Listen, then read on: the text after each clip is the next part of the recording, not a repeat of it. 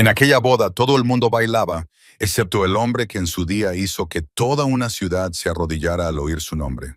Esta noche, él solo observaba. ¿Por qué? Porque hace 2 años, la explosión no solo le destrozó la columna vertebral, también destrozó su imperio. Las lámparas de cristal resplandecían en el gran salón de baile de la plaza. Los valses se intensificaban mientras las parejas se deslizaban bajo la luz dorada. Los trajes negros se movían con elegancia. Los vestidos blancos giraban como fantasmas de seda y las copas de champán tintineaban entre sí, pintando el retrato perfecto de la alegría. Pero dentro de ese retrato había una figura que no encajaba. Entre extraños, un hombre permanecía inmóvil en la mesa VIP central. El nombre de Easton Mercer solía hacer temblar todas las redes clandestinas desde Nueva York hasta Chicago. No solo era poderoso, era el tipo de hombre que controlaba manzanas enteras desde las sombras. El jefe más joven que jamás hubiera estado al mando del Imperio Mercer. Una dinastía construida sobre sangre, lealtad y miles de millones blanqueados a través de negocios inmobiliarios legítimos. Pero esa noche, toda esa gloria despiadada se veía eclipsada por la fría silla de ruedas cromada en la que se encontraba. Easton permanecía rígido, con su esmoquín negro a medida, una corbata de satén perfectamente anudada contra su cuello, sus ojos gris acero escaneando a la multitud como un depredador que hubiera perdido los dientes. Pero esos dos ojos no transmitían alegría, reflejaban distancia, como si estuviera atrapado tras un cristal antibalas, viendo cómo el mundo celebraba sin él. En otro tiempo había sido el centro de todo, un hombre cuyo susurro podía acabar con carreras, cuyo apretón de manos sellaba destinos, cuya presencia en una sala hacía sudar a los hombres poderosos. Pero desde el intento de asesinato de hacía 2 años, todo se había derrumbado. Un coche bomba destinado a él en una noche lluviosa frente a su club privado. La explosión, el olor a gasolina quemada. Despertar en una cama de hospital, con tubos en los brazos y silencio donde antes hablaban sus piernas. Su columna vertebral estaba dañada, sus piernas muertas para siempre. Su prometida, Priscilla Kent, se marchó en el momento en que los médicos dieron el veredicto, dejando su anillo de compromiso en la mesita de noche del hospital y susurrando: «No me comprometí a cumplir cadena perpetua». Los aliados se esfumaron, los jefes de nivel inferior mantuvieron las distancias, y su propio medio hermano, Grant Mercer, el que había colocado aquella bomba, ahora merodeaba como un buitre, susurrando a todos los socios que Easton estaba acabado. Y ahora, en esta boda, una boda a la que había acudido solo para recordar al Hampa que aún respiraba, no era más que el rey lisiado sentado solo en un trono al que ya nadie temía. La copa de champán que tenía en la mano permanecía intacta. Ni siquiera se molestó en darle un sorbo. Las risas estridentes que llegaban de la pista de baile solo le clavaban el cuchillo más hondo en el pecho. Pensó con amargura: la gente viene aquí a celebrar el amor. Yo he venido aquí para recordarles que sigo vivo. E incluso eso me parece una mentira. Los recuerdos afloraron de nuevo. El perfume de Priscilla aún perduraba en el anillo que ella había dejado atrás. El taconeo de sus zapatos desvaneciéndose por el pasillo del hospital. La puerta cerrándose con un sonido más suave que un disparo, pero mucho más letal. Se había quedado atrás, solo, igual que ahora. La música cambió a una dulce balada. Las parejas se dirigieron a la pista de baile. Incluso el viejo subjefe en la esquina tomó la mano de su esposa, con los ojos llenos de ternura tras décadas de violencia. Toda la luz brillaba sobre ellos mientras la oscuridad se cernía sobre Easton como un sudario. Se recostó en su silla, con los párpados entrecerrados. La inseguridad lo devoraba, un hombre al que antes temían miles. Ahora nada más que una carga que el mundo toleraba por antiguo respeto. Y entonces oyó una risa diferente al resto. No era la risa contenida y calculada de la élite, sino una risa brillante, cruda, genuina, de esas que atravesaban el aire sofocante del poder y la falsedad como una espada hecha de luz solar. Abrió los ojos. En la última mesa, encajada contra la pared cerca de la puerta de la cocina, una joven con un sencillo vestido azul marino intentaba calmar a un niño inquieto. El niño se había puesto una servilleta en la cabeza, fingiendo ser un superhéroe, y luego había estallado en una carcajada tan fuerte que había hecho que todos se giraran. La madre se rió con él en lugar de regañarlo. Su rostro se iluminó con una calidez que parecía casi ilegal en una sala llena de sonrisas frías. En ese instante, Easton sintió que sus hombros se relajaban por primera vez en meses. No se dio cuenta de que su mirada se había detenido en ella mucho más tiempo del que debía. No era deslumbrante como Priscilla, sin maquillaje recargado, sin vestido de diseñador, sin diamantes ahogándole el cuello. Pero esa sonrisa, esa calidez obstinada y desafiante, de repente hizo que el bullicioso salón de baile se quedara en silencio dentro de él. Por un fugaz instante, olvidó que estaba en una silla de ruedas. Incluso olvidó los susurros de lástima y desprecio que se arremolinaban a su alrededor. Entonces el niño, de unos 6 años, con unos salvajes ojos verdes, lo señaló directamente y gritó: «Mamá, mira, ese señor tiene la silla más chula del mundo». Todo el salón se volvió. Easton se quedó paralizado. Normalmente, palabras como esas le cortaban como cuchillos empapados en vergüenza. Pero esta vez, en lugar de lástima, los ojos del niño ardían con una admiración pura y sin filtros, del tipo que ningún adulto en el mundo de Easton le había mostrado en años. La madre se sonrojó, tratando desesperadamente de callar a su hijo, pero luego se rió, sacudiendo la cabeza, rindiéndose al hermoso caos que su hijo había creado. Sus ojos se encontraron con los de Easton, cálidos, firmes, sin ningún temor al hombre más peligroso de la sala. Y en ese segundo, Easton Mercer, el rey sin trono, el lobo atrapado en una jaula de cromo y ruedas, sintió algo que no había sentido en 2 brutales años. No se sintió solo. Antes de seguir adelante, si historias como esta te llegan al corazón, pulsa el botón de suscribirse y activa la campana para no perderte ni un momento. Ahora, volvamos a la noche que lo cambió todo. La boda brillaba como un sueño fastuoso, pero para Colette Brennan se sentía más bien como un espejo que magnificaba todo lo que ella no tenía. Se sentó en la última mesa, cerca de la puerta que daba a la cocina, de donde salía el olor a comida cada vez que un camarero la empujaba para abrirla. El vestido azul marino que llevaba se lo había prestado una compañera de trabajo de la cafetería. Le quedaba un poco holgado en los hombros y cada vez que se movía, la tela se deslizaba un poco hacia abajo, como si le recordara que no le pertenecía, al igual que esta sala.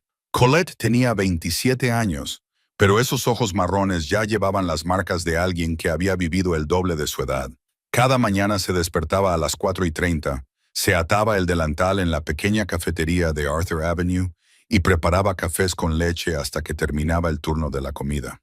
Luego pasaba la tarde lavando platos en el restaurante de enfrente hasta que sus manos se ponían rojas por el agua caliente y el jabón. La había invitado aquí Phoebe, la novia, su antigua compañera de clase de los cursos de literatura de la universidad. En su día habían compartido algunos libros y unas cuantas sesiones de estudio. Pero tras la graduación, Phoebe se había lanzado a una carrera deslumbrante, mientras que Colette se había lanzado a la batalla por la supervivencia como madre soltera. La invitación había llegado tarde, casi como una idea de última hora, y Colette lo sabía.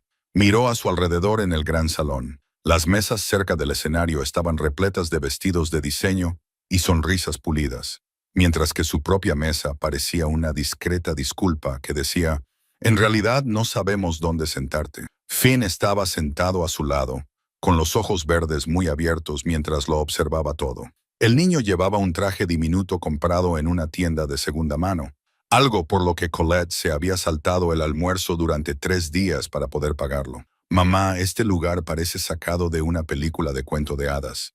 Ese piano es tan grande que debe de ser de Papá Noel». Colette sonrió y le alisó el pelo. «Sí, pero recuerda estar quieto. Somos invitados, no los protagonistas». Finn se apoyó la barbilla en la mano y susurró con gran seriedad: «Soy un superhéroe secreto.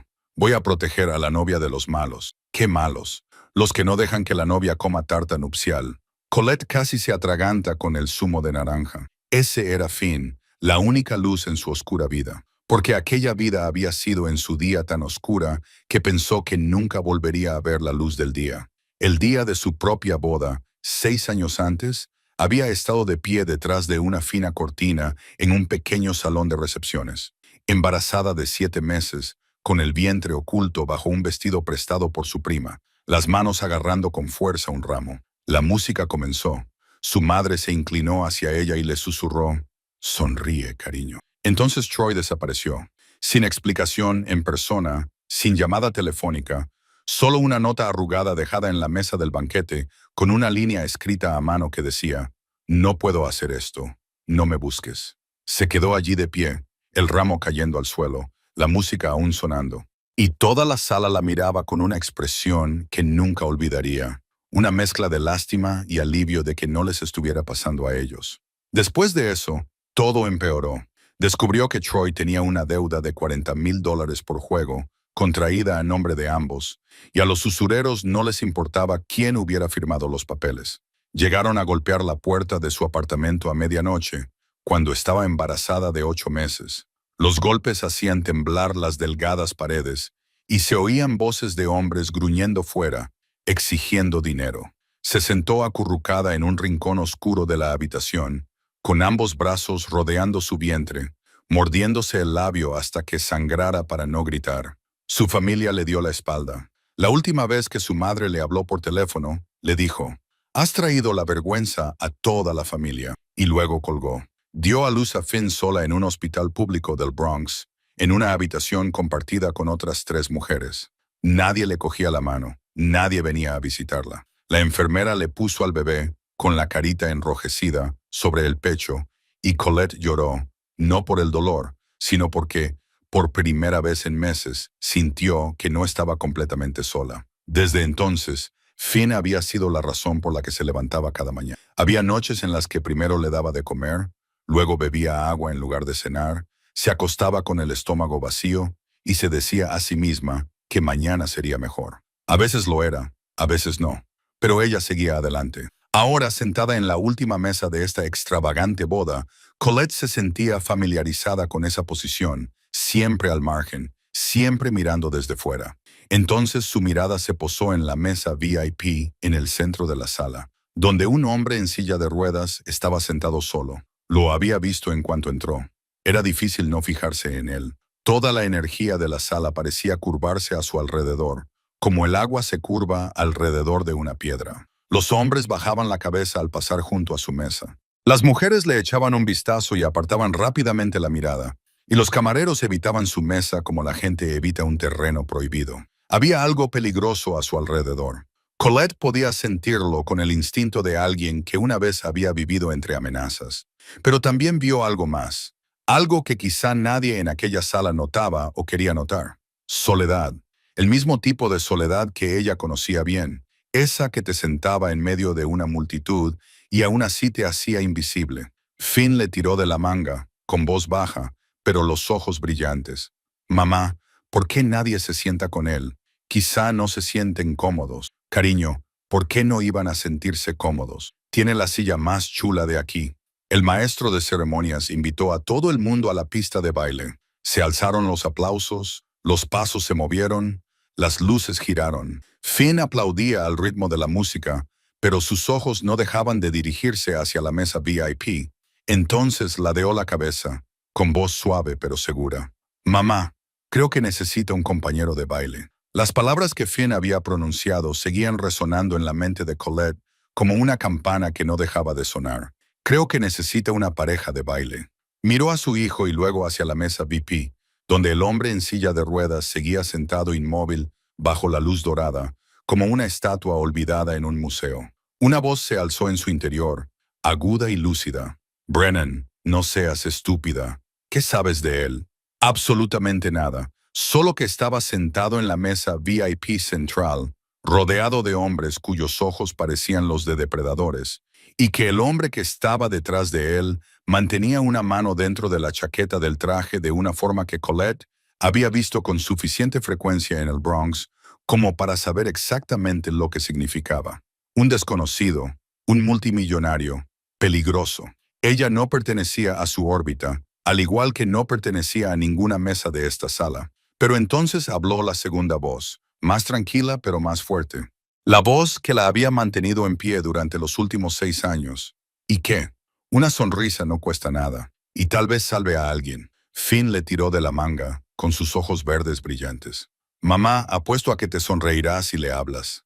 «¿A qué te apuestas?» «A mi porción de tarta nupcial». Colette soltó una carcajada. Miró la copa de vino que tenía delante, aún más de medio llena, y luego la levantó y dio un sorbo. El sabor ácido de las uvas se extendió por su lengua. Un calor le subió a la cara y su corazón comenzó a latir al ritmo de algo a caballo entre la audacia y la locura. «Está bien», susurró. «Una locura no mata a nadie». Se puso de pie. El vestido prestado, un poco holgado en los hombros, se deslizó ligeramente y ella lo volvió a colocar en su sitio. Levantó la barbilla y comenzó a caminar. Sus tacones golpeaban suavemente el suelo de madera pulida, paso a paso, cruzando la distancia entre la última mesa junto a la puerta de la cocina y la mesa VIP central, cruzando la frontera invisible entre su mundo y el de él. Unas miradas curiosas la seguían. Los susurros se extendían como ondas. ¿A dónde va esa chica? Es de la última mesa. ¿Qué está haciendo? Bishop fue el primero en darse cuenta. El hombre de 40 años, con el rostro frío como la piedra, que había permanecido detrás de Easton toda la noche, de repente se inclinó ligeramente hacia adelante. Su mano derecha se movió lentamente dentro de la chaqueta del traje, los dedos rozando la empuñadura de la pistola oculta a su costado, los ojos fijos en la chica que se acercaba. Pero Easton ya lo había visto y levantó la mano izquierda, solo un pequeño gesto, 2 dedos bajando, pero suficiente para que Bishop se detuviera de inmediato. Colette no tenía ni idea de lo que acababa de evitar. Se detuvo frente a Easton, se inclinó ligeramente hacia adelante y por primera vez lo miró desde tan cerca que pudo ver realmente esos ojos grises, fríos, cautelosos, pero en lo más profundo, algo ardía muy débilmente, como brasas enterradas bajo las cenizas. Sonrió con sus ojos marrones brillando con picardía y preguntó con voz suave pero firme, «¿Te gustaría ser mi acompañante esta noche?» Todo el salón pareció quedarse sin aire. Los subjefes de la mesa de al lado se quedaron inmóviles, con las copas de vino suspendidas a medio camino de sus bocas. Nadie le hablaba así a Easton Mercer. Nadie se atrevía a ponerse delante de él sin bajar la cabeza, sin pedir permiso, sin temblar. Y sin embargo, esta chica de la última mesa junto a la puerta de la cocina, con su vestido prestado que se deslizaba por los hombros, estaba allí de pie, sonriendo, preguntándole al jefe mafioso más poderoso de la sala si quería ser su pareja. Easton la miró. Buscó en esos ojos marrones aquello que había conocido demasiado bien durante los últimos 2 años. Lástima, esa mirada desde arriba que la gente intentaba ocultar, pero que nunca lograba. Pero no estaba allí. En sus ojos solo había un brillo genuino y algo parecido a un desafío burlón, como si lo estuviera invitando a un juego cuyas reglas solo ella conocía. ¿Estás bromeando? Su voz era grave y áspera, cargada de la desconfianza arraigada de un hombre que había sido traicionado demasiadas veces. Colette ladeó la cabeza y soltó una suave risa. Quizás. Pero si dices que no, arruinarás la entrada más bonita que he hecho en toda la noche. El silencio se prolongó. 1 segundo, 2 segundos. Todo el salón de baile parecía contener la respiración. Entonces ocurrió lo que nadie en aquella sala, ni siquiera Bishop, ni siquiera Easton, había esperado. Él se rió. Fue un sonido áspero, grave y torpe, como una vieja máquina que se pone en marcha de nuevo tras años sin usarse. No fue fluido. No fue seguro de sí mismo, pero fue real, y le transformó por completo el rostro. Las líneas rígidas se suavizaron, y sus ojos grises se iluminaron de repente como un lago helado que capta su primer rayo de sol. Bishop abrió mucho los ojos. No recordaba la última vez que su jefe se había reído. Quizá antes de la explosión, quizá incluso más tiempo atrás. Easton la miró, con un atisbo de sonrisa aún en los labios. «Muy bien, Colette Brennan», dijo ella rápidamente, con voz alegre. «Y esta noche serás mi acompañante». Antes de que él pudiera protestar, ella ya había posado la mano en el reposabrazos de la silla de ruedas, con naturalidad y ligereza, como si fuera lo más normal del mundo. «¿Vamos?» Los susurros estallaron por todo el salón. Miradas atónitas, labios entreabiertos, murmullos que se propagaban de mesa en mesa como la pólvora. Y en medio de todas esas miradas, la chica de la última mesa junto a la puerta de la cocina, con el vestido prestado resbalándole por los hombros, empujó lentamente al jefe mafioso más poderoso de Nueva York fuera de las sombras y hacia la luz de la pista de baile. Una luz dorada se derramó sobre la pista, como lluvia que cae, mientras Colette empujaba la silla de ruedas hacia el centro del círculo de parejas que se movían juntas en los brazos del otro. Todo sucedió en una sola vez. La música pareció suavizarse por un instante. Las parejas más cercanas se hicieron a un lado y cientos de ojos se volvieron hacia ellos. Colette sintió cada mirada como una aguja. Algunas eran de curiosidad, otras de lástima, otras llevaban consigo una burla que ni siquiera se molestaban en ocultar. Una mujer con un vestido rojo se inclinó hacia su marido y le susurró algo detrás de su abanico. Apretó los labios con fuerza para contener una risa. Un subjefe al borde de la pista sacudió lentamente la cabeza, mirando a Easton como si fuera un león en la pista de un circo. Colette lo vio todo y no le importó. Mantuvo la cabeza alta, la espalda recta, las manos firmes en los mangos de la silla de ruedas, y luego se inclinó cerca del oído de East, lo suficientemente cerca como para que solo él pudiera oírla. ¿Listo, señor Mercer? Easton apretó la mandíbula. Sus ojos grises barrieron a la multitud que los rodeaba, descifrando cada mirada que se sabía de memoria desde hacía 2 años. ¿Listo para que te miren como a un animal en una jaula? No, esa no es la pregunta, susurró Colette, y él pudo percibir la sonrisa en su voz. ¿Listo para convertirte en la estrella de esta pista de baile? La música se intensificó. Los valses dieron paso a algo más animado, más rápido, como si la propia banda pudiera sentir lo inusual que estaba ocurriendo en medio de la pista. Y Colette comenzó. Hizo girar la silla de ruedas en un círculo completo, rápido y decidido, con su vestido azul marino ondeando ligeramente alrededor de sus rodillas y su cabello castaño reflejando la luz bajo las lámparas de araña de cristal. El público contuvo el aliento. Easton se agarró a los reposabrazos, con el corazón latiéndole más rápido, más por sorpresa que por miedo. ¿Estás intentando convertirme en un coche de carreras? No. Colette miró hacia atrás, esbozando una sonrisa, con los ojos brillantes. Eres mi pareja de baile, y esta silla es el mejor par de piernas que hay aquí esta noche. Empujó hacia adelante, la silla de ruedas deslizándose por el suelo de madera pulida. Luego tiró hacia atrás, giró a medias e inclinó ligeramente, como si lo guiara en un tango. Solo ellos dos sabían bailar. Easton sintió que su cuerpo se movía al ritmo, no arrastrado pasivamente, sino formando parte de verdad del baile. La sensación era tan desconocida que casi no la reconoció. Durante meses, no había hecho más que quedarse quieto y ver cómo la vida fluía a su lado como un río al que nunca volvería a tocar. Pero ahora, bajo las manos de esta mujer, estaba dentro de esa corriente, se estaba moviendo, estaba vivo.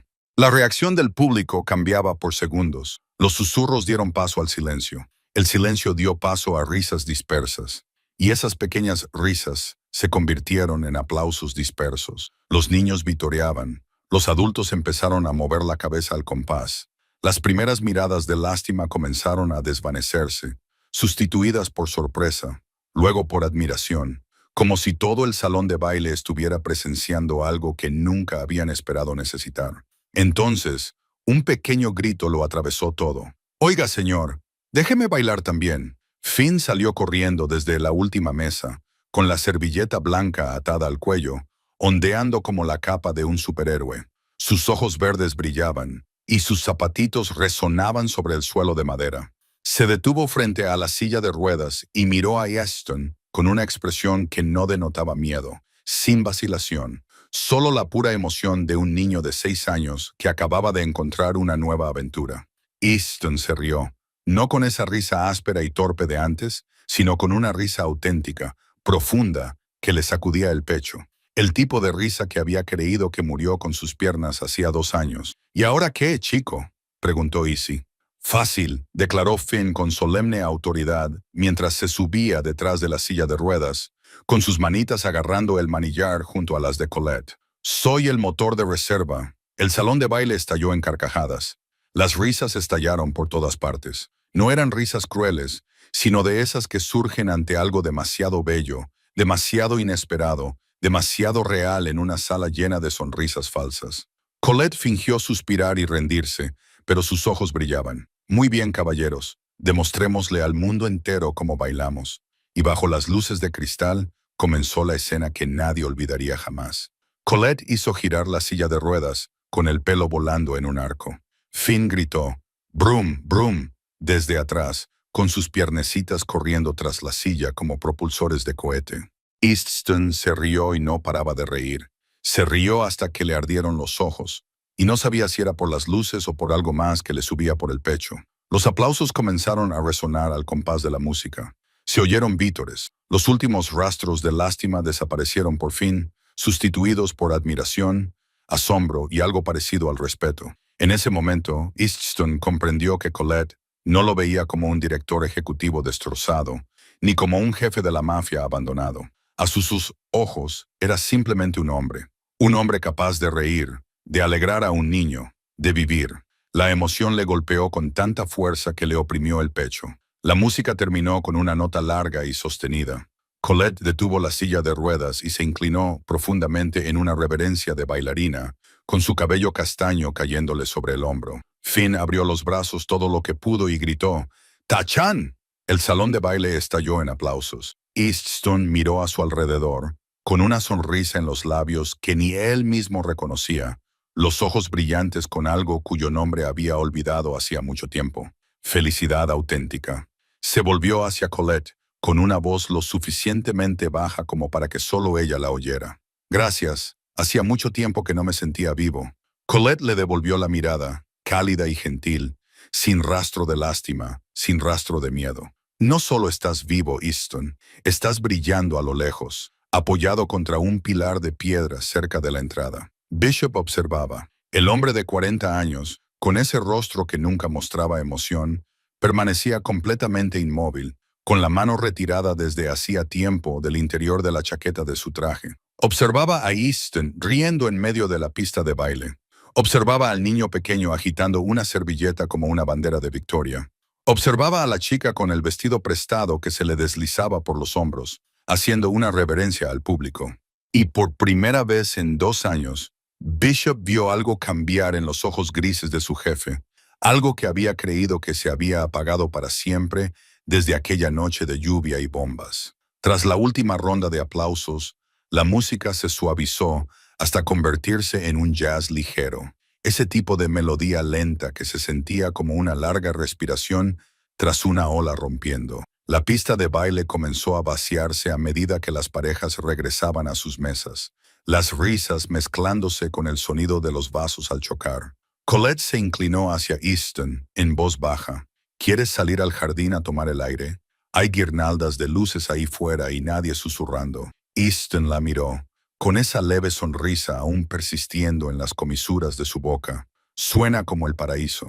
La puerta lateral se abrió y el aire nocturno entró a raudales, trayendo consigo el aroma de las hojas húmedas y el jazmín. Un camino de piedra conducía al pequeño jardín de la plaza, donde unas guirnaldas de luces color miel colgaban de una rama a otra, proyectando un resplandor tan suave como la luz de las velas. A lo lejos, la música y las risas seguían flotando hacia ellos, pero aquí fuera todo parecía más apacible, como una manta cálida echada sobre un largo día. Colette caminaba despacio, dejando que la silla de ruedas de Easton rodara suavemente por el camino de piedra. Finn corría por delante, con una mano en alto sosteniendo la magdalena que acababa de ganar en la mesa de postres, y declaraba con orgullo, «Aún no me la he comido. Me lo estoy guardando para cuando tenga mucha hambre». Luego salió corriendo tras una luciérnaga, con el cupcake aún en alto, soltando pequeños gritos cada vez que fallaba. Colette sacudió la cabeza sonriendo. «Cómete la mitad ahora. Guarda la otra mitad para cuando tengas mucha, mucha hambre». Easton los observó a los dos y sintió que algo dentro de él se relajaba, como el agua subterránea que finalmente se filtra a través de la tierra seca y agrietada tras una sequía. Había algo sencillo en su forma de vivir, como si la felicidad no fuera un lujo, sino solo saber cómo partir un cupcake por la mitad y reírse de ello. Se detuvieron junto a un largo banco de madera. Colette se sentó e inclinó el rostro hacia la brisa, con su cabello castaño levantándose suavemente. Easton se acercó rodando a su lado e inclinó la cabeza hacia atrás para mirar el cielo nocturno con sus nubes que se movían lentamente. «Gracias por el baile», dijo él primero, con una voz más grave y cálida que la que había tenido dentro del salón de baile. O quizá debería decir el deslizamiento. Bajó la mirada hacia sus ruedas y esbozó una sonrisa torcida. No fue nada. Solo te llevé a la fiesta a la que deberías haber pertenecido desde el principio, respondió Colette, pero sus ojos castaños se volvieron serios. Es difícil cuando la gente te mira como si fueras una historia triste. Easton se quedó en silencio un momento. La brisa le agitó el pelo de la sien y las guirnaldas de luces del techo se balancearon suavemente. Entonces habló, pero no de la explosión ni de Priscilla. Esas cosas pertenecen a la parte de la memoria que había encerrado a cal y canto tras de sí. En cambio, habló de lo que vino después. Después de todo, comenzó. De repente me convertí en una persona diferente a los ojos de todos. Primero, los médicos hablaron de años de rehabilitación. La sala de terapia olía a máquinas musculares antisépticas, los mismos ejercicios una y otra vez. Solía firmar contratos de $1,000 millones. Y luego tuve que volver a aprender a pasar de una silla de ruedas a una cama sin caerme. Se detuvo y respiró hondo. Luego llegaron los mensajes. ¿Estás bien? Avísame si necesitas algo. Luego silencio. Supongo que tenía sentido. Yo fui quien los invitó a la fiesta. El que vieron a la cabecera de la mesa cuando ya no pude mantenerme en pie. Quizá ellos tampoco sabían qué lugar ocupar en mi vida. Soltó una risa débil, no amarga, solo cansada. Así que el centro de rehabilitación se convirtió en el único lugar al que acudía con regularidad. Y silencio. Miró hacia la oscuridad entre los árboles. El silencio da más miedo que las bombas.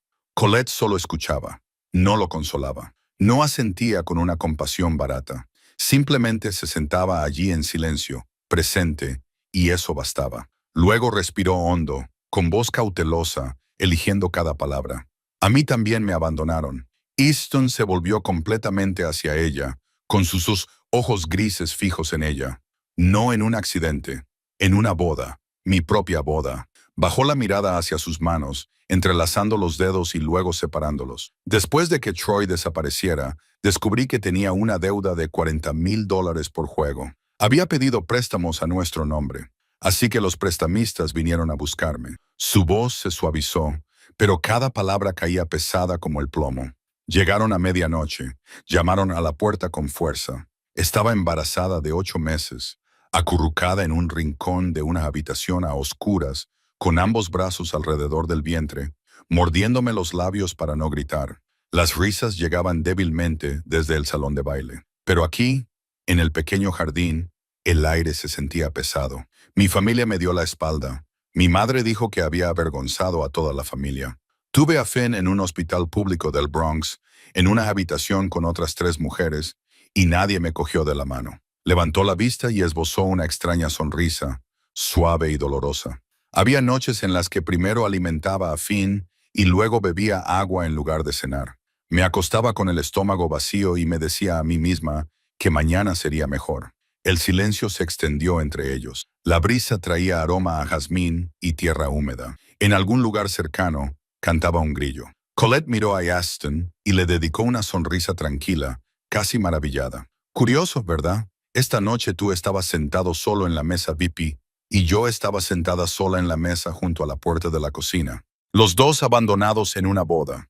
Easton se rió, un sonido cansado con lágrimas ocultas en algún lugar detrás de él. Yo soy el invitado abandonado y tú, la novia abandonada. Su voz pasó con naturalidad a un tú más íntimo. Ya no era la distancia de la señorita Brennan, como si su historia hubiera acortado el espacio entre ellos de una forma que la cortesía nunca podría.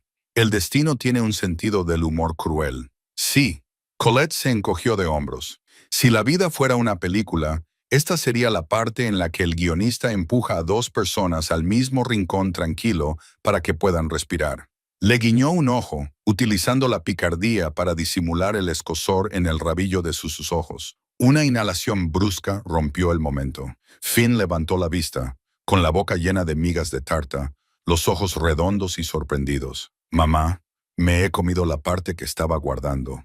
Colette y East se miraron y se echaron a reír. Colette le pasó una servilleta y fingió sonar severa. No pasa nada. Cuando tengamos mucha hambre, nos comeremos el viento. ¿A qué sabe el viento, mamá?, preguntó Finn con total seriedad. ¿A libertad?, respondió Easton, y Finn asintió como si acabara de decir la cosa más sabia del mundo. El momento de ternura se desvaneció. Colette se volvió hacia Easton con voz suave. Sabes, antes odiaba las habitaciones con demasiada luz.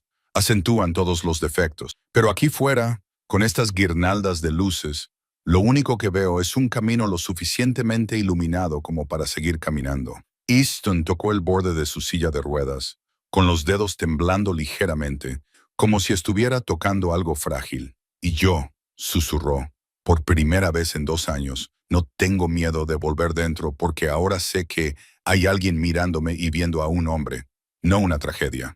Colette lo miró durante un largo momento, y sus ojos marrones se suavizaron lentamente. No veo ninguna tragedia, Easton. Veo a un hombre redefiniendo lo que significa mantenerse firme. Sentado o de pie, eso sigue perteneciéndote.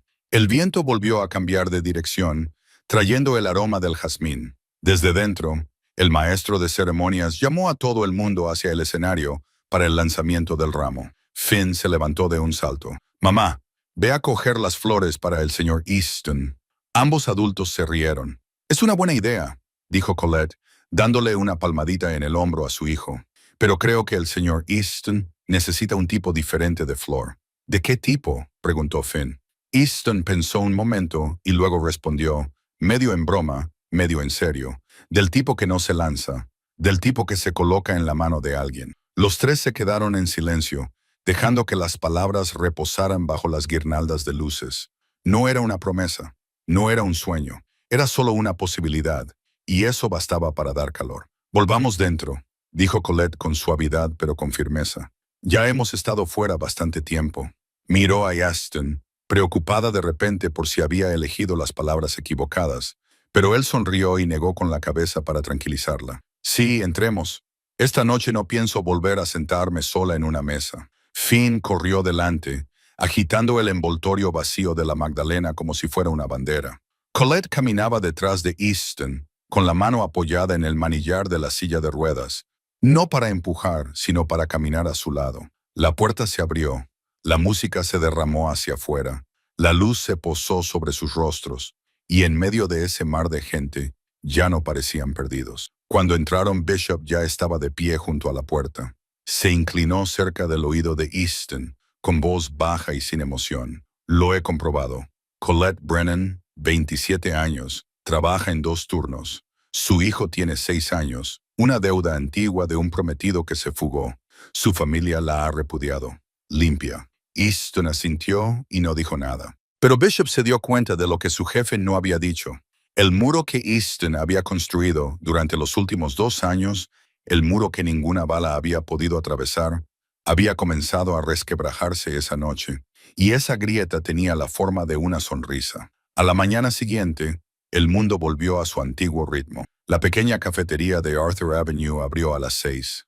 El aroma del café tostado se mezclaba con el calor de la máquina de espresso, el suave zumbido del molinillo, el tintineo de las cucharas contra las tazas de cerámica. Colette se ató el delantal marrón descolorido. Llevaba el pelo recogido en lo alto. Sus manos se movían con rapidez mientras preparaba un café con leche para el cliente habitual que siempre pedía menos espuma. Sus manos aún estaban un poco enrojecidas por el turno de fregar platos de la noche anterior, pero su sonrisa era más radiante de lo habitual. No sabía por qué. O, mejor dicho, sí lo sabía, pero no se atrevía a admitirlo.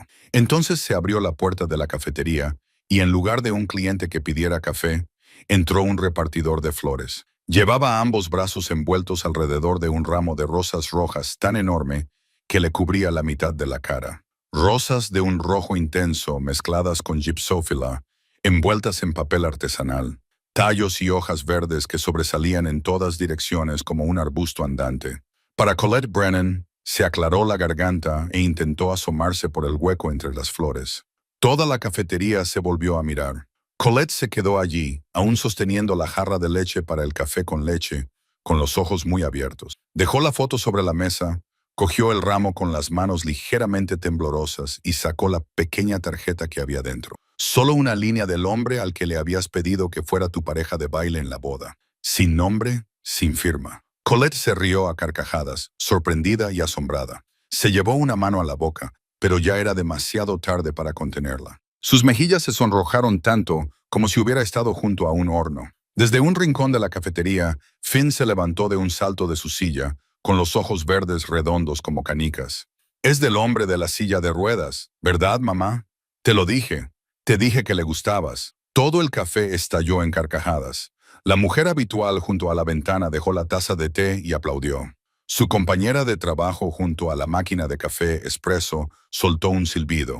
Colette se apresuró a dejar el ramo sobre el mostrador y le revolvió el pelo a Finn, haciéndole shh con la boca mientras sus ojos seguían sonriendo. Fuera de la cafetería, aparcado discretamente a media manzana de distancia, había un todoterreno negro con el motor apagado. Bishop estaba dentro, con el teléfono pegado a la oreja. Las flores habían sido entregadas. Ella sonrió. Al otro lado de la línea, en el silencioso ático a lo alto de Manhattan, Easton Mercer estaba sentado junto a la pared de cristal, contemplando la ciudad bajo el sol de la mañana. No dijo ni una palabra, pero Bishop percibió en la voz de su jefe algo que rara vez había oído en los últimos 2 años: inquietud. Esa tarde, tras terminar su turno de mañana, Colette seguía sin poder dejar de mirar el ramo. Sus compañeros de trabajo se burlaban de ella. ¿Entonces vas esta noche? Un multimillonario en silla de ruedas, más romántico que en las películas. Colette se sonrojó, pero al final sacó el móvil y envió un mensaje al número que figuraba en la tarjeta. Esta noche estoy libre. ¿A dónde quieres ir, señor Mercer? La respuesta llegó al instante, como si él ya la estuviera esperando. Algún lugar donde las rosas no se aplasten bajo los tacones altos. Te recogeré a las 7. Colette se rió a carcajadas, incapaz de ocultar su nerviosismo y emoción. El restaurante que Easton había elegido no era el tipo de lugar que brillaba con lámparas de araña de cristal, sino un pequeño restaurante italiano junto al Hudson, con mesas de madera rústica, velas amarillas titilantes y guitarra acústica en lugar de una orquesta en directo.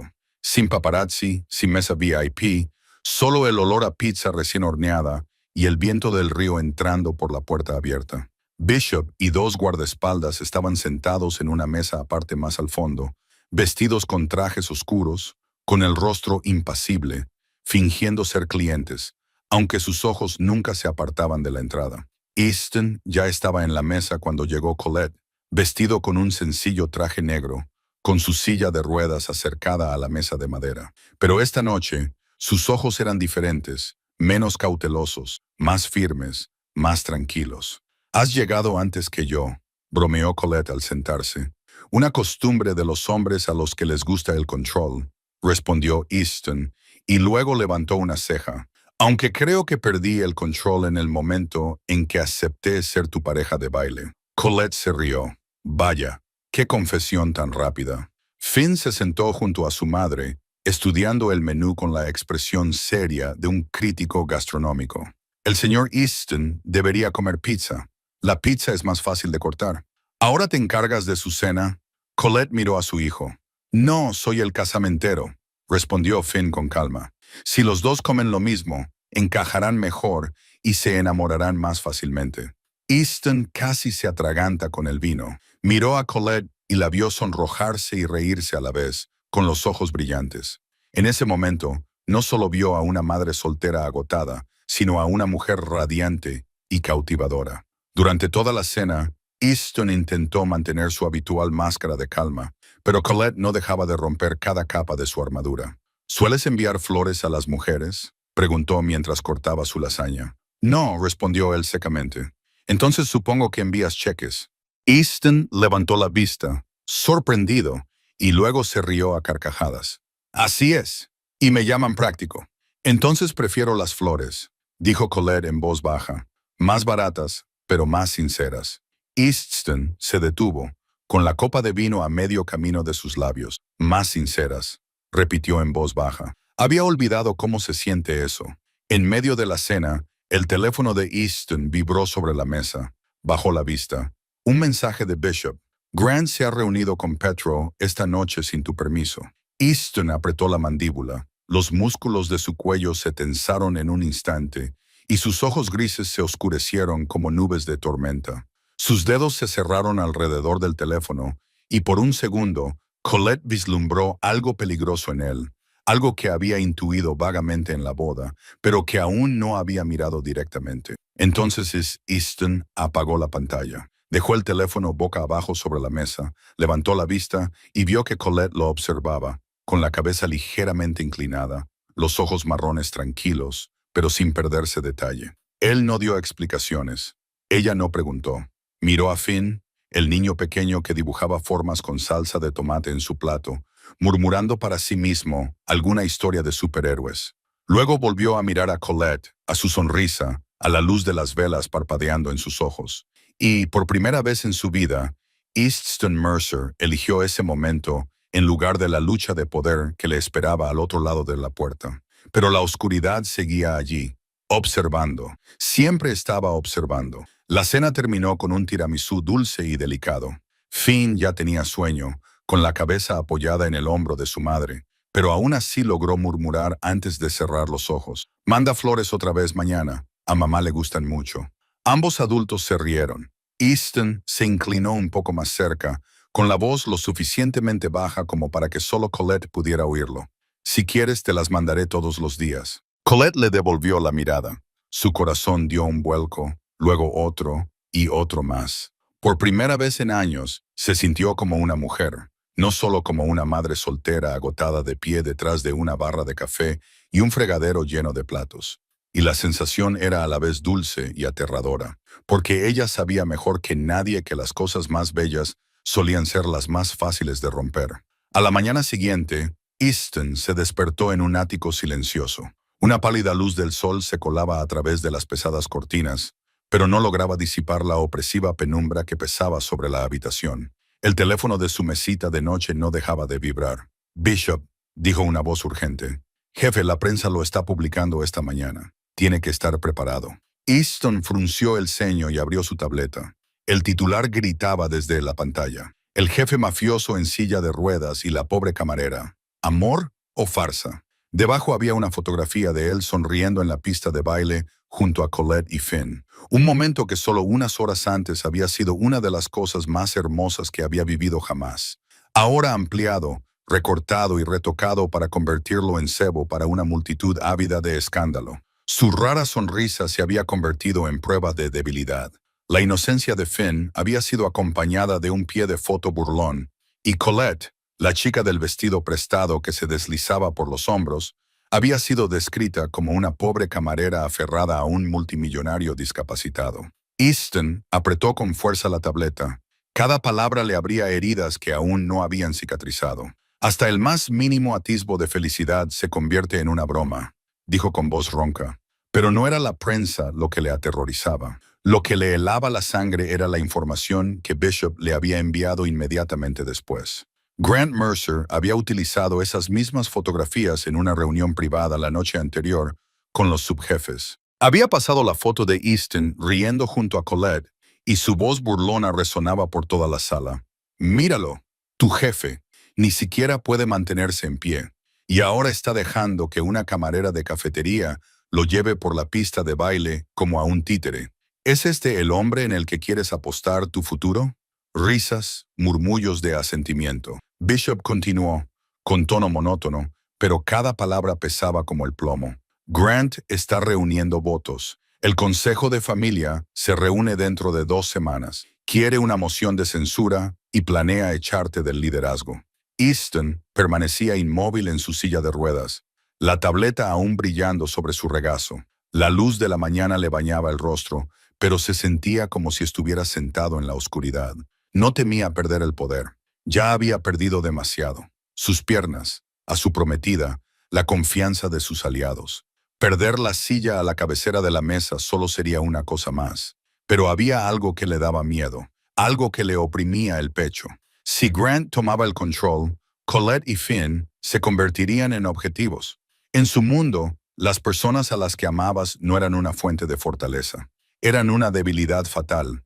Los enemigos no le atacaban con balas. Atacaban apuntando a las personas que le importaban. Y Easton sabía que Grant lo conocía mejor que nadie porque eran de la misma sangre. Y en los bajos fondos, la sangre no significaba seguridad. Significaba que el traidor sabía exactamente dónde clavar el cuchillo para causar el dolor más profundo. La decisión llegó rápida y fríamente, tal y como habían llegado todas las decisiones que Easton había tomado en una oscura sala de juntas. Tenía que alejar a Colette, tenía que cortar el contacto antes de que Grant pudiera usarla como rehén, como arma, como un precio que nunca aceptaría pagar. Esa tarde, el teléfono de Easton se iluminó. El nombre de Colette apareció en la pantalla junto con un mensaje. Finn quiere dar un paseo por el parque. ¿Quieres venir? Dice que te empujará la silla. Easton se quedó mirando el mensaje más tiempo del que debería. Se imaginó a Finn corriendo por el césped, agitando una servilleta en el aire y gritando, «Broom, broom».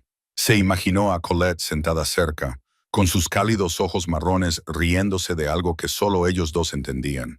Luego se imaginó una fotografía robada de ellos, tomada desde un coche negro aparcado al otro lado de la calle. Se imaginó a Grant sonriendo mientras la miraba. Cogió el teléfono y respondió con una voz que detestaba incluso la usaba. «Estoy ocupado. Te llamaré más tarde». 4 palabras.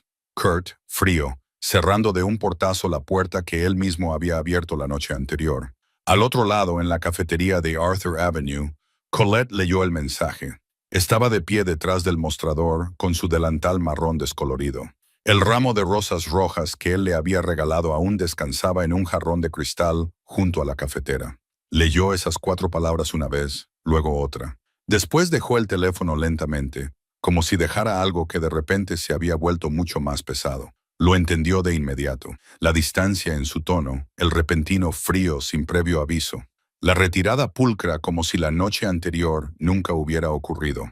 Conocía esa voz. La había oído en Troy cuando dejó su nota y desapareció, en su madre cuando colgó por última vez, en amigos cuando dejaron de llamar. Era la voz de la gente que daba la espalda, y Colette la odiaba más que a nada en el mundo. Colette no esperó hasta mañana. Esa misma noche, tras leer esas 4 frías palabras una y otra vez, llamó a la puerta de su vecina, dejó allí a Finn, medio dormido y aferrado a su almohada, y salió a la calle. Ya era de noche.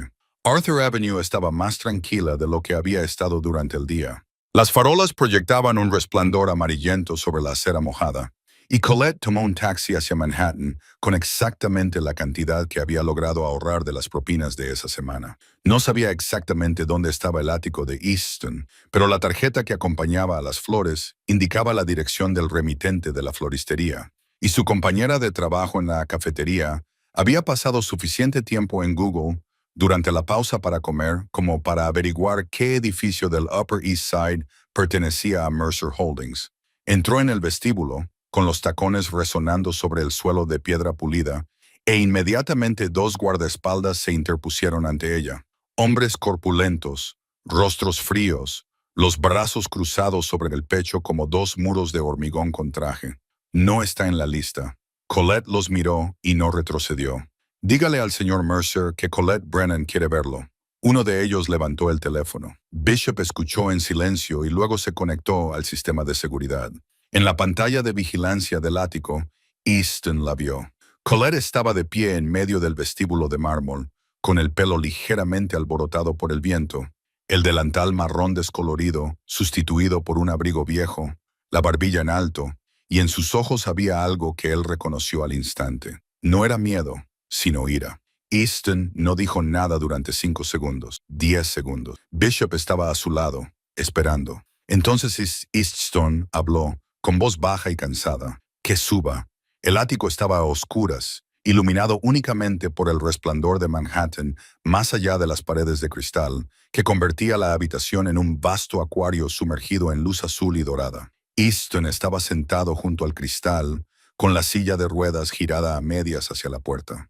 La tableta que tenía en el regazo aún brillaba con los artículos que había leído tantas veces a lo largo del día que se los sabía de memoria. Las puertas del ascensor se abrieron. Colette entró, y el aire de la habitación cambió de inmediato, como si alguien acabara de tensar un instrumento de cuerda hasta el punto de romperlo. Se cruzó de brazos sobre el pecho, y sus ojos marrones ya no eran cálidos como lo habían sido la noche anterior.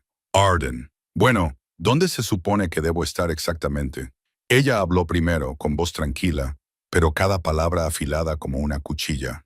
Sentada en la cafetería, leyendo titulares sensacionalistas y fingiendo creerlos, o sentada esperando a que me llames más tarde, como si fuera una cita de trabajo que aún no has conseguido encajar en tu agenda. Easton no apartó la mirada. La miró fijamente a los ojos y en la penumbra su rostro parecía tallado en piedra. No lo entiendes, Colette. Entonces explícamelo. Mi mundo no es tu mundo. Se detuvo, apretando la mandíbula. La gente que me rodea no solo escribe titulares, mata a personas. No estoy hablando con acertijos. Te estoy diciendo la verdad. Mi medio hermano colocó la bomba en mi coche y ahora está haciendo todo lo posible por ocupar mi lugar. Si sabe que tú me importas, tú y Finn os convertiréis en objetivos. No puedo dejar que entres en este mundo. Colette dio medio paso atrás, no porque tuviera miedo, sino porque, por primera vez, podía ver el panorama completo. Los hombres que bajaban la cabeza al pasar junto a él en la boda. Bishop con la mano siempre dentro de la chaqueta. El todoterreno negro aparcado fuera de la cafetería. Este no era el mundo de un multimillonario.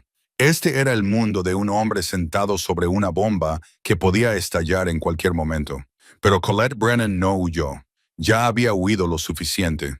Huir del salón de bodas, huir de los prestamistas, huir de la familia que le había dado la espalda. Estaba cansada de huir.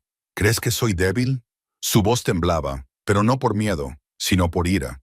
Mi prometido se largó y me dejó con deudas con los prestamistas. Llamaban a la puerta de mi apartamento a medianoche cuando estaba embarazada de 8 meses. Di a luz sola en un hospital público sin nadie que me cogiera de la mano. He criado a mi hijo con estas 2 manos durante 6 años, con 2 trabajos, con noches en las que bebía agua en lugar de cenar. Se acercó un paso más, cada paso acortando la distancia entre sus 2 mundos. ¿Crees que unos cuantos titulares de la prensa sensacionalista y un par de amenazas van a asustarme?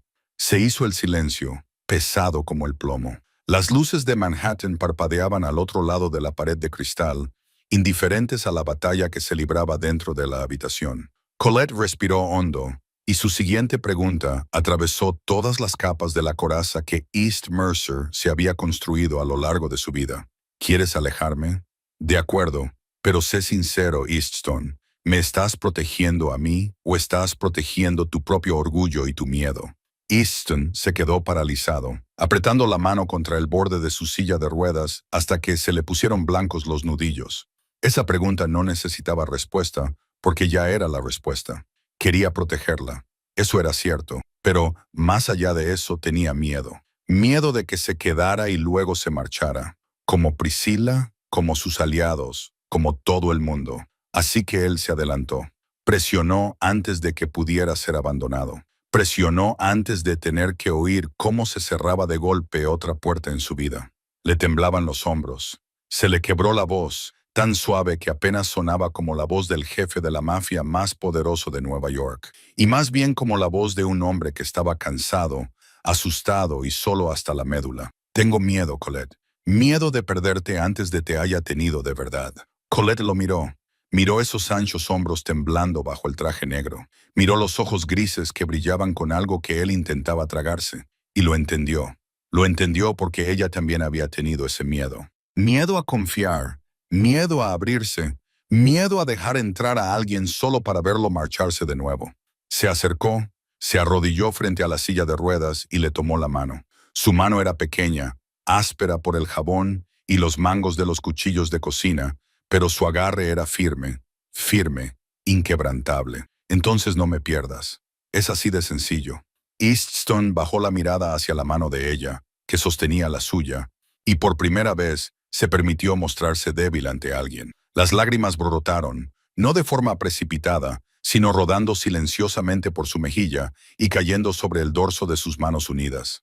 No eran lágrimas de dolor físico como en la sala de rehabilitación, sino lágrimas de miedo que se depositaban poco a poco en la mano de la mujer a la que casi había expulsado de su vida. Fuera de la puerta del ático, Bishop permanecía inmóvil con la espalda contra la pared, la mirada fija al frente. Podía oír el silencio en el interior, no del tipo frío, sino el silencio denso de 2 personas sanando. Se dio la vuelta y fingió mirar su teléfono. Colette salió del ático cerca de la medianoche. Las puertas del ascensor se cerraron y Easton permaneció donde estaba, contemplando Manhattan. Pero esta noche, el cielo ya no estaba hecho solo de oscuridad.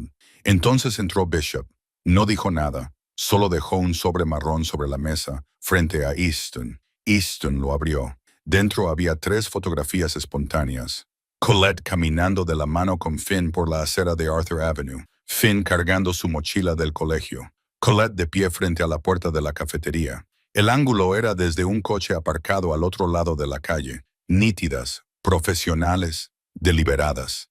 Sin nota, sin amenaza. Solo la firma que Easton reconoció de inmediato. Al estilo de Grant, no hacía falta escribir el mensaje. Sé cuál es tu punto débil.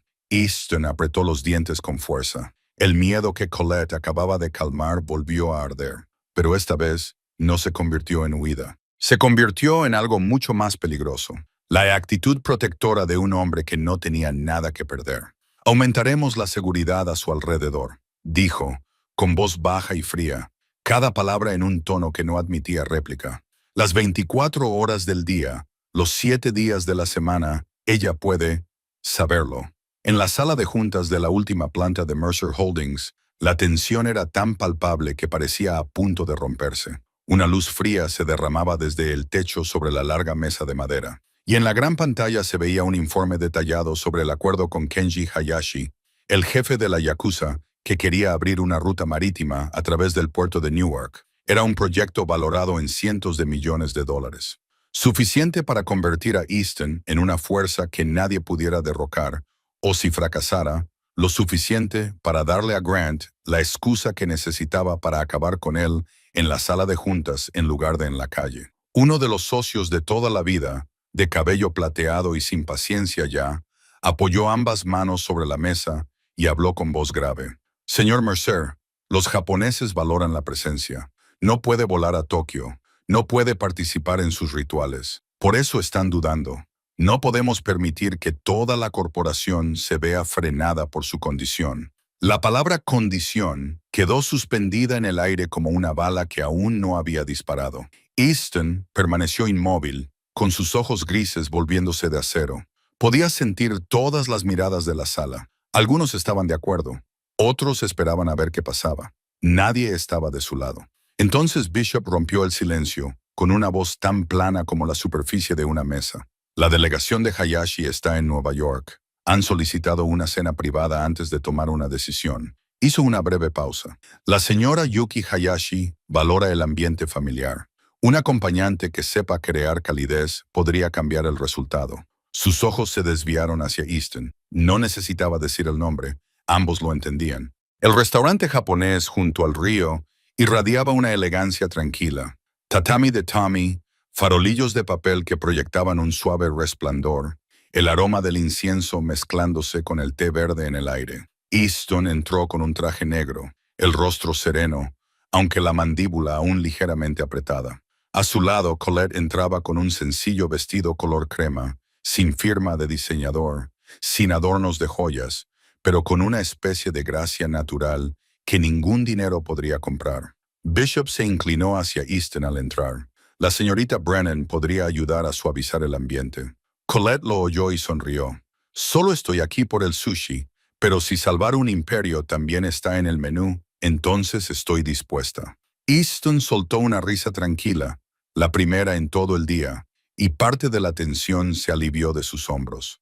A la cabecera de la mesa, Kenji Hayashi se sentó con la espalda recta, el rostro severo de un hombre que había sobrevivido a demasiadas negociaciones como para creer en las sonrisas. A su lado, Yuki Hayashi observaba con ojos penetrantes, más cálidos que los de su marido. Ambas partes se inclinaron cortésmente. La cena comenzó bajo un silencio sepulcral. Easton expuso la visión, la estrategia, las cifras, los beneficios mutuos, con voz firme e inquebrantable. Pero Kenji era difícil de descifrar. Parco en palabras, con la mirada aguda, mirando de vez en cuando a su esposa y murmurando algo en japonés. Su mirada se desvió hacia la silla de ruedas y luego volvió al rostro de Easton. Y Easton sabía que, aunque el hombre no lo dijera en voz alta, la imagen de un director ejecutivo en silla de ruedas carecía de la fuerza que su socio japonés había esperado. Llegó el sashimi, delicadas lonchas de pescado rosado dispuestas sobre hielo. Colette cogió los palillos y con la torpeza más genuina que pudo simular, Dejó caer una loncha de pescado directamente en el plato de salsa de soja, salpicando gotas por todo el mantel. «Oh, no», se rió, sin avergonzarse en absoluto. «Llevo 3 semanas practicando y sigo sin dominar estos palillos. Señor Hayashi, ¿tiene algún secreto para evitar que convierta el sushi en sopa?» Yuki se rió, llevándose una mano a la boca, con los ojos iluminados. Kenji miró a su esposa, y por primera vez en toda la velada, la severidad de su rostro se suavizó. «Señorita Brennan», dijo lentamente, «en Japón, creemos que se tarda toda una vida en dominar verdaderamente los palillos. Aún es joven, tiene todo el tiempo del mundo». Todos se rieron. El ambiente se descongeló tan rápido como el hielo bajo la luz del sol. Colette sonrió, con voz cálida pero firme. «Menos mal que no he venido aquí para demostrar que se me dan bien los palillos. He venido porque creo que esta empresa y el hombre que tengo a mi lado saben cómo aferrarse a lo que realmente importa». Miró a Aston y luego volvió a mirar a Kenji. «No las piernas, la visión». Esas palabras cayeron sobre la mesa como una piedra arrojada al agua en calma, con las ondas extendiéndose lentamente hacia afuera. Yuki se volvió hacia su marido y le susurró en japonés, con tono sincero. Kenji escuchó, con la mirada baja hacia su taza de té, y luego asintió levemente, tan sutilmente que era casi imposible percibirlo. Easton aprovechó ese momento, inclinándose hacia adelante mientras explicaba los beneficios mutuos, con una voz firme pero no autoritaria. Esta vez, Kenji escuchó de verdad. Ya no miraba la silla de ruedas. Miró directamente a los ojos del hombre que tenía enfrente. Al final de la comida, cuando se había servido el té, Kenji dejó la taza y habló lentamente. Cada palabra, medida como si se pesara en una balanza de oro. Mercer Holdings tiene un líder que sabe escuchar y un aliado que sabe generar confianza. Creo que podemos firmar. Easton hizo una profunda reverencia. «Arigato». Yuki se volvió hacia Colette y le dedicó una cálida sonrisa. «Gracias por aportar calidez a esta velada». De pie detrás de ellos, Bishop dejó escapar por primera vez un silencioso suspiro de alivio. Durante el trayecto de vuelta, la ciudad se deslizaba tras las ventanillas, con las luces del Hudson bailando sobre las aguas oscuras. Easton permaneció en silencio durante un largo rato. Luego se volvió hacia Colette, con voz baja, transmitiendo algo que ella nunca le había oído antes. Gratitud sin disimulo. «Colette, ¿sabes lo que acabas de hacer? Acabas de salvar un imperio». Colette lo miró y sonrió, las farolas proyectando un cálido rayo de luz sobre su mejilla a través del cristal. «No, solo se me ha caído un trozo de pescado». Easton se rió con más alegría de la que había mostrado en los últimos 2 años. Y al mirarla por primera vez, no se sintió como una carga en un juego de poder. Vio a una compañera, alguien capaz de plantarse en medio de su frío mundo e insuflar calidez en cada grieta. La sala de fisioterapia resplandecía bajo las luces fluorescentes, ese tipo de brillo desnudo que no ocultaba nada, ni el brillo del sudor, ni el miedo, ni el fracaso. El olor a antiséptico mezclado con el calor del aceite de mentol picaba en el aire, tan familiar para Easton como la pólvora lo era para sus subjefes. Las barras de acero paralelas se extendían a lo largo de la sala, pulidas, frías, a la espera. La máquina de resistencia zumbaba sin cesar en un rincón. Este era el campo de batalla privado de Easton Mercer, el único lugar donde Bishop no estaba montando guardia, donde no había sala de juntas en la que sentarse a la cabecera, ni imperio tras el que esconderse. Solo estaba él, la silla de ruedas y el cuerpo que le había traicionado. Easton se sentó en el borde de la silla, con ambas manos agarradas al armazón de acero. El sudor ya latía en sus sienes, aunque aún no se había movido. El doctor. Wade estaba de pie a su lado, alto, con el rostro serio, pero paciente, su voz tranquila como la de un hombre que había visto a cientos de personas derrumbarse y levantarse de nuevo dentro de esta sala. «Hoy vamos a intentar ponernos de pie. No caminar, solo ponernos de pie. Estoy aquí mismo». Easton asintió levemente. Desde un rincón de la sala, Colette estaba sentada en una silla de plástico, con ambas manos apretadas con fuerza en el regazo y el corazón latiéndole con fuerza. Había visto a Aston enfrentarse a un salón de baile lleno de gente que lo menospreciaba sin pestañear. Lo había visto sentarse con calma frente al jefe de la yakuza más poderoso de Nueva York, pero nunca lo había visto así, con sus ojos grises ardiendo de esperanza y miedo al mismo tiempo, como un hombre de pie ante una puerta que no estaba seguro de atreverse a abrir. «Listo», dijo el Dr. Wade. «Contaré hasta 3. 1, 2, 3». Easton empujó. Ambos brazos impulsaron toda su fuerza hacia abajo, levantando su cuerpo de la silla de ruedas. Los músculos de sus hombros y brazos se tensaron y se contrajeron.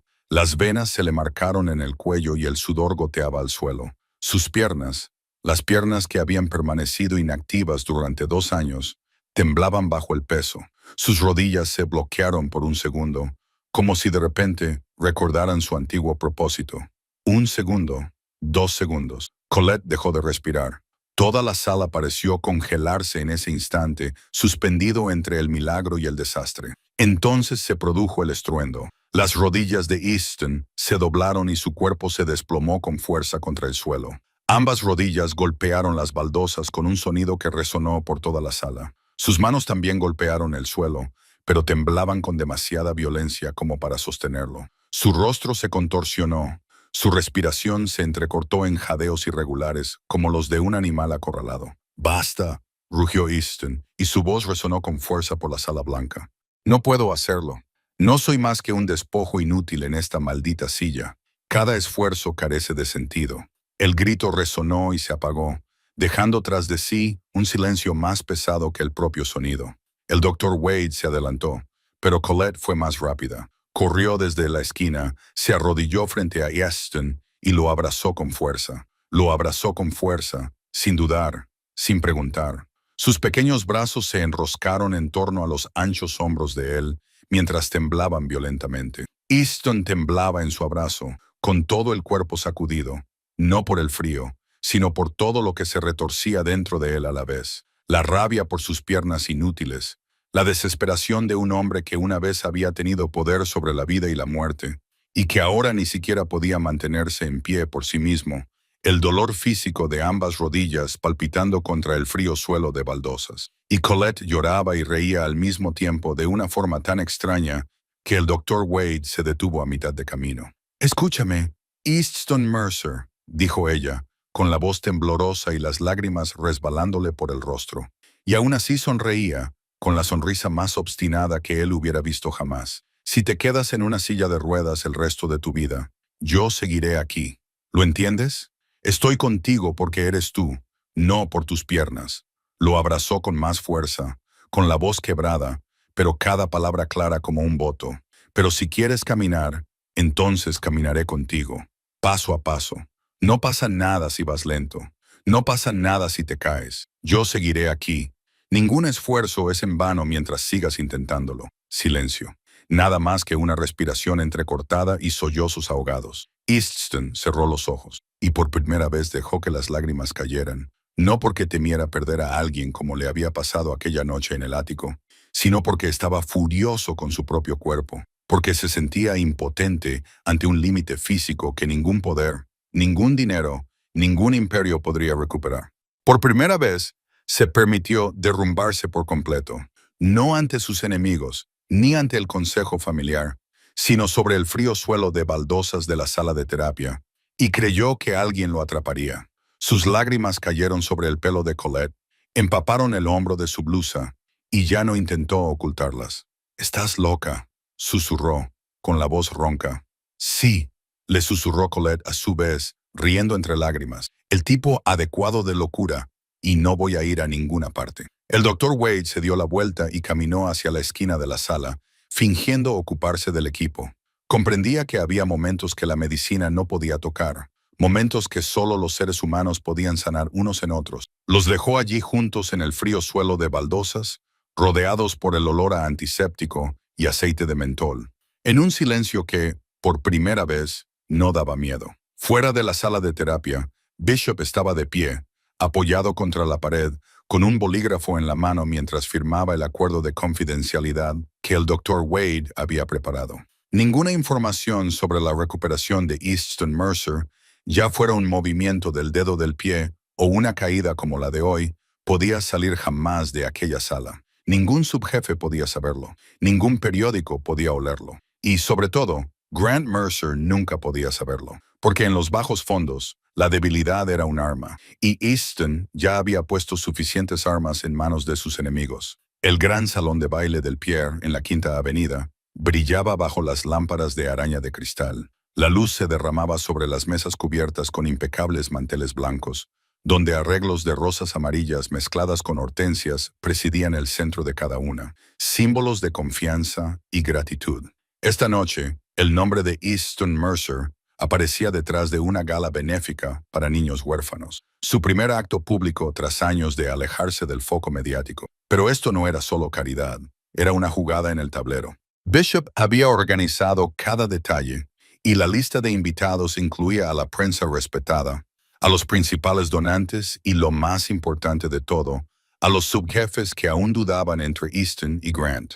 Si Easton quería conservar su trono, tenía que demostrar al mundo entero, al mundo de la superficie y al que vivía en las sombras, que él seguía siendo el hombre al mando. En una mesa cerca del escenario, Colette se sentó junto a Finn, el niño vestido con el traje que East le había comprado, el primero que no procedía de una tienda de segunda mano. Finn miró a su alrededor con sus grandes ojos verdes. «Mamá, aquí todo el mundo parece salido de una película. ¿Tengo que hacer una reverencia?» Colette se rió y le enderezó la diminuta corbata en el cuello. «No, cariño, solo sonríe. Tu sonrisa hace felices a todos». Finn asintió solemnemente, como si esa fuera la misión más importante de su vida. Desde la entrada, Easton entró en silla de ruedas, vestido con un traje negro, con el rostro sereno, pero Colette captó el destello de preocupación en sus ojos. Aquello que 2 años en la oscuridad le habían enseñado a ocultar a todos los demás, pero nunca a ella. Entonces los vio, a Colette y a Finn, sentados allí cerca del escenario, esperándolo, y sus hombros se relajaron mientras se le dibujaba una leve sonrisa. «Has venido», dijo en voz baja mientras se acercaba en silla de ruedas a la mesa. «Por supuesto», respondió Colette, con sus ojos marrones cálidos y firmes. «Esta es tu noche». Las luces del escenario se encendieron y el foco se posó sobre el podio de madera. Easton avanzó, y el murmullo del salón de baile se fue desvaneciendo poco a poco hasta desaparecer por completo. Cientos de ojos observaban al hombre en la silla de ruedas bajo el resplandor blanco, y esta vez la mirada no era de lástima ni de burla, sino de expectación. Easton miró a la multitud, respiró hondo y comenzó a hablar. «Solía creer que cuando mis piernas ya no pudieran llevarme, no me quedaría nada que dar». Su voz era firme y grave, cada palabra clara, pero no fría. Transmitía algo que esta gente rara vez oía de Easton Mercer: sinceridad. Pero me equivocaba. Siempre podemos dar con nuestro corazón, con nuestra mente, con nuestra fe. Esta noche, quiero dar esa fe a los niños que nunca tuvieron elección. Los aplausos resonaron por la sala como un trueno, y los flashes de las cámaras estallaron entre las filas de periodistas. Entonces, un par de piececitos vinieron trotando por el escenario. Finn, diminuto y valiente, corrió hacia él, tomó la mano de Easton, se puso de puntillas y se acercó el micrófono a la boca. «Hola a todos». La clara voz del niño resonó por todo el salón de baile. «Hola a todos, soy Finn. Hoy he venido aquí con mi mamá y con mi papá». Toda la sala se quedó en silencio, ni un solo ruido. Entonces, como si se hubiera roto una presa, la emoción se apoderó del salón. Algunas personas se taparon la boca. Otras parpadearon con fuerza y rapidez. Uno de los subjefes más duros de la sala se dio la vuelta y se secó el rabillo del ojo con el dorso de la mano, lleno de cicatrices. A Easton se le hizo un nudo en la garganta. Nadie en su vida le había llamado nunca papá, ni Priscilla, que solo había visto el anillo y el futuro arruinado, ni Grant, que solo había visto la silla que quería robar. Pero este niño de 6 años con ojos verdes y una corbata ligeramente torcida, este niño que se había atado una servilleta al cuello y se había autodenominado superhéroe, este niño que había dicho que su silla de ruedas era la silla más chula de la sala. Easton puso una mano sobre el hombro de Finn, y cuando habló, su voz sonó áspera y llena, pero cada palabra se escuchó con claridad. «Estoy orgulloso de estar a tu lado, no solo hoy. Luego se volvió hacia Colette, le tomó la mano y habló lo suficientemente alto como para que toda la sala lo oyera. La familia no siempre está escrita en la sangre. A veces es una elección. Miró a Colette, a Finn y luego de nuevo a la multitud. Esta noche elijo a ella y a este niño. Son mi familia. El silencio duró lo que tarda un latido. Entonces, todo el salón de baile se puso en pie. Una ovación de pie. Aplausos sin fin. Vítores, llantos mezclados con risas. Los flashes de las cámaras no dejaban de dispararse. Y en una mesa al fondo, cerca de la entrada, Grant Mercer permanecía inmóvil. Se había puesto pálido y apretaba la copa de vino con tanta fuerza que se le habían puesto blancos los nudillos. Había venido esa noche en busca de más munición, más pruebas de la debilidad de Easton para presentarlas ante el consejo familiar. En cambio, había visto cómo su hermano menor se convertía en un símbolo de humanidad ante la prensa, el público y los mismos subjefes a los que había estado tratando de atraer a su bando. Atacar a East ahora significaría atacar al hombre que acababa de hacer una donación a los niños huérfanos, al hombre al que un niño de 6 años acababa de llamar papá ante cientos de testigos y docenas de cámaras. No fue una bala, pero fue más eficaz de lo que cualquier bala podría haber sido. Bishop estaba de pie al borde del escenario, con los brazos cruzados sobre el pecho, y, por primera vez en 2 años, sonrió. Esa rara sonrisa en un rostro que casi nunca mostraba emoción decía más de lo que cualquier palabra podría expresar. Su jefe acababa de ganar una batalla sin gastar una sola bala. La cafetería de Arthur Avenue llevaba horas cerrada. Pero esta noche, las luces seguían encendidas, no las duras luces fluorescentes blancas de los turnos de mañana, sino guirnaldas de luces color miel, colgadas apresuradamente del techo hasta la barra de café. El mismo tipo de resplandor que había llenado el jardín de la plaza aquella primera noche, cuando se sentaron juntos y hablaron. Colette no tenía ni idea de quién las había colgado allí. Pero cuando entró tras su turno de noche en el restaurante, con el pelo aún ligeramente húmedo por el vapor de la cocina, se quedó paralizada en la puerta. Dentro, sus compañeros de la cafetería estaban alineados a ambos lados, sonriendo de oreja a oreja, con los ojos brillantes. Algunos viejos amigos con los que creía haber perdido el contacto también estaban allí, asomándose desde detrás del mostrador de pastelería. Y en medio de todo ello, bajo el haz de luz más cálido de las guirnaldas luminosas, estaba sentado Easton Mercer en su silla de ruedas, vestido con un traje negro, sosteniendo un ramo, no de rosas rojas como la primera vez, sino de flores blancas mezcladas con gipsófila, el tipo de flores que habían pertenecido a la boda que Colette nunca había llegado a tener. Finn estaba de pie junto a Easton, con ambas manos entrelazadas a la espalda, intentando mantener el rostro solemne, aunque las comisuras de sus labios no dejaban de curvarse hacia arriba a pesar suyo. Colette se adentró un poco más, con las rodillas ligeramente temblorosas, su viejo bolso aún agarrado con fuerza en la mano. «¿Qué es esto?», preguntó ella con la voz temblorosa y los ojos que ya empezaban a arder. Easton la miró y bajo las guirnaldas de luces, sus ojos grises ya no eran fríos como el acero, sino cálidos, suaves y vulnerables, de una forma que solo Colette había podido ver alguna vez. «La última vez», dijo él, con voz baja pero firme, «me pediste que fuera tu pareja de baile en una boda. Esta noche, déjame pedirte que seas mi compañera para el resto de tu vida». La sala contuvo la respiración. Colette se quedó allí de pie, con el ramo blanco ante ella, las guirnaldas de luces bailando sobre su cabello castaño, y todo volvió a su mente de golpe. La noche de la boda en la plaza, la risa de Finn en la pista de baile, el jardín iluminado con luces colgantes, la cena junto al río, la noche de tormenta en el ático, el frío suelo de baldosas de la sala de terapia, la voz de Finn llamándole papá, delante de cientos de personas. Cada herida, cada noche solitaria, cada cena compuesta únicamente de agua. Todo ello la había llevado hasta aquí, hasta este momento, de pie ante el hombre al que el mundo llamaba jefe de la mafia, pero al que ella solo llamaba Easton. Colette temblaba, con lágrimas rodando por sus mejillas, pero sonrió, la sonrisa más radiante que Easton había visto jamás. Sí, una sola palabra. Fue suficiente. Finn saltó con los brazos en alto y gritó con una voz que resonó por toda la pequeña cafetería. Ahora tengo un papá. Ahora tengo un papá. La sala estalló. Aplausos, silbidos, risas, llantos, todo mezclándose.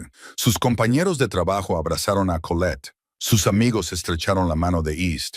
Finn corría en círculos alrededor de la silla de ruedas, agitando una servilleta como siempre hacía.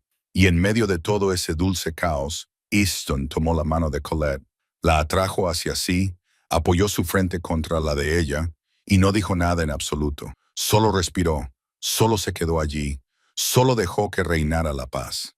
Esa noche, después de que Colette llevara a Finn a casa y el café volviera a quedar en silencio, Bishop entró en el ático. No llamó a la puerta. No le hacía falta, porque sabía que Easton aún estaba despierto. Dejó el teléfono sobre la mesa, con la pantalla iluminada por un mensaje cifrado del abogado.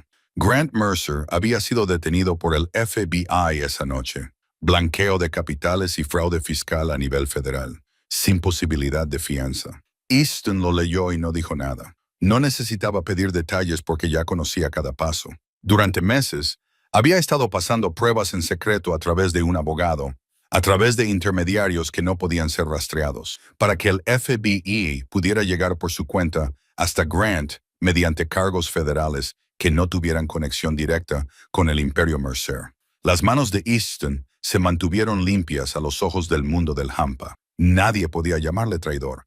Nadie sabía de dónde había venido la bala. Grant no cayó por una bala ni por una bomba, sino por el papeleo, por la ley, por la fría paciencia del hermano menor al que creía haber destruido ya. Easton apagó la pantalla y contempló Manhattan. La ciudad brillaba más allá de las paredes de cristal, aún ruidosa, aún despierta, pero por primera vez le pareció hermosa. Bishop permaneció inmóvil, esperando. «Se acabó», dijo Easton en voz baja. No le hablaba a Bishop, se lo decía a sí mismo, a los últimos 2 años de oscuridad, a la silla de ruedas, a todas las noches que se había sentado solo junto a la ventana, preguntándose si la vida aún merecía la pena. Entonces recordó la voz de Colette por teléfono antes de que ella se fuera a dormir, cálida, suave, salpicada de una risa tranquila. Recordó a Finn gritando, «Ahora tengo un papá», y sabía lo que ella diría si la llamara en ese momento, así que lo dijo por ella en un susurro al cielo nocturno. No, esto solo acaba de empezar. Nadie lo sabía. Nadie excepto el Dr. Wade, Bishop y el propio Easton. Durante meses, tras aquella caída sobre el suelo de baldosas de la sala de terapia, Easton siguió volviendo. Volvía día tras día, semana tras semana, en absoluto silencio. Esas sesiones no tenían público, ni aplausos, solo sudor, el sonido de los dientes apretados y unas piernas que poco a poco empezaban a moverse de una forma que la medicina llamaba progreso menor, pero que Easton llamaba milagro. Su dedo gordo del pie se movió por primera vez una mañana de martes cualquiera. El doctor. Wade no dijo nada, solo asintió y lo anotó en el expediente, con una letra que Bishop se había asegurado de que nunca saliera de aquella sala. Luego se le tensó la pantorrilla, y después la rodilla se le dobló unos grados. Entonces Easton se puso de pie solo durante 3 segundos, pero se puso de pie, agarrándose a la barra de acero, con el sudor chorreándole por la frente. Y esta vez no se cayó. Lo mantuvo todo en secreto, guardándolo para un único día, el día de la boda. La luz del sol matutino se colaba a través de las vidrieras de una pequeña iglesia en los suburbios de Nueva York, derramando manchas rojas, azules y doradas por el pasillo, como si el propio sol quisiera esparcir flores. Los bancos de madera a ambos lados estaban llenos, no con el tipo de público glamuroso que se veía en la plaza o en el pier, sino con gente de verdad.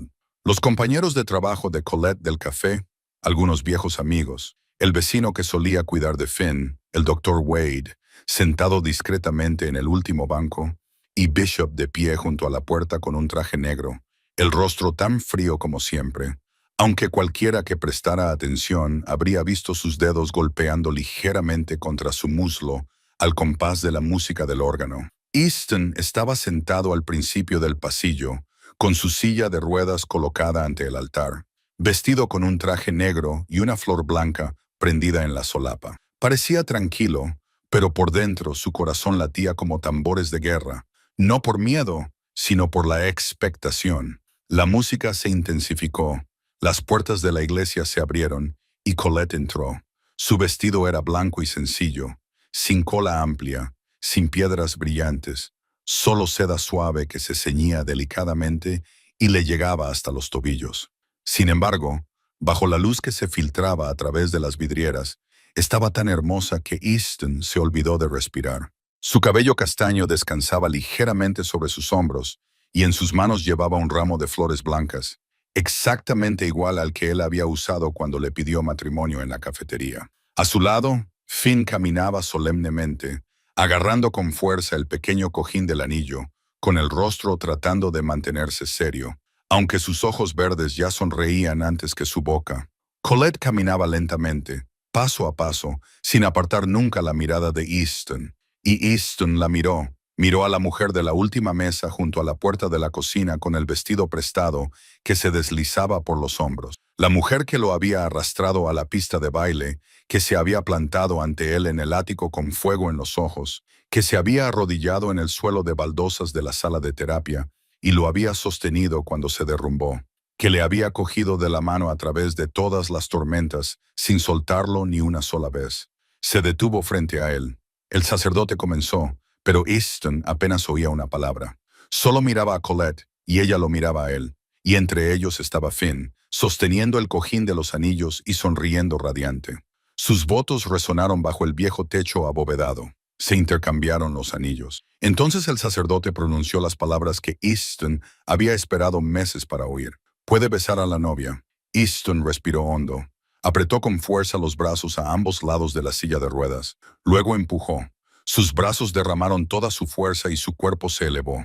Colette lo vio y abrió mucho los ojos, llevándose la mano a la boca. Los pies de Easton tocaron el suelo, temblando, con las rodillas temblorosas.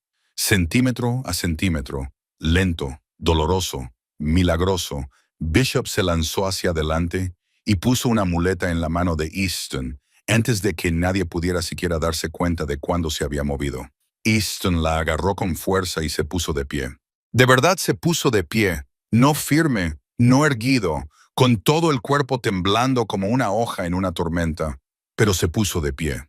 La iglesia se quedó en silencio. Entonces Easton se inclinó hacia ella, una mano en la muleta, la otra levantada hacia su mejilla, sus dedos apartando la lágrima que rodaba por su rostro, y la besó con suavidad, lentamente, temblando, pero más real que cualquier beso del mundo. La iglesia estalló. La voz de Finn atravesó todos los demás sonidos, aguda y clara, resonando hasta el techo abovedado. Papá de pie, papá de pie. Los llantos, los aplausos y las risas se fundieron en una especie de sinfonía que ninguna orquesta podría reproducir jamás. Los vecinos sollozaban abiertamente. Los compañeros de la cafetería se abrazaban. El doctor Wade estaba sentado en el último banco, asintiendo lentamente, con los ojos enrojecidos. Y Bishop, el hombre de 40 años cuyo rostro nunca mostraba emoción, se volvió hacia la puerta de la iglesia.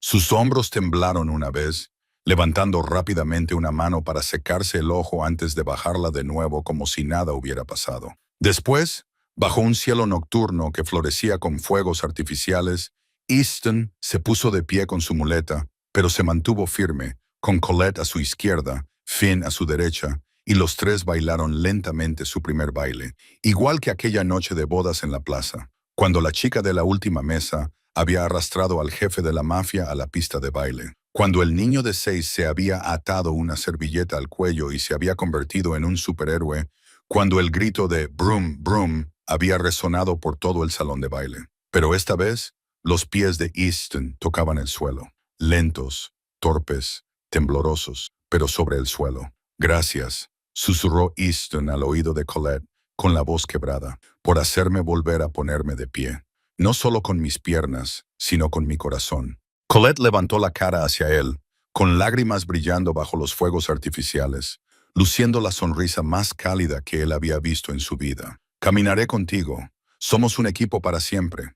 Finn les tomó a ambos de las manos y miró hacia arriba, con sus ojos verdes resplandeciendo bajo los fuegos artificiales. «Nuestra familia es la más genial». Y bajo ese cielo ardiente, los tres bailaron lentamente, con torpeza, con belleza, como si el mundo entero girara a su alrededor. Algunas historias de amor comienzan con la perfección, pero esta comenzó con una silla de ruedas, un vestido prestado que se deslizaba por los hombros y un niño de 6 años gritando, «Esa silla es la más genial del mundo».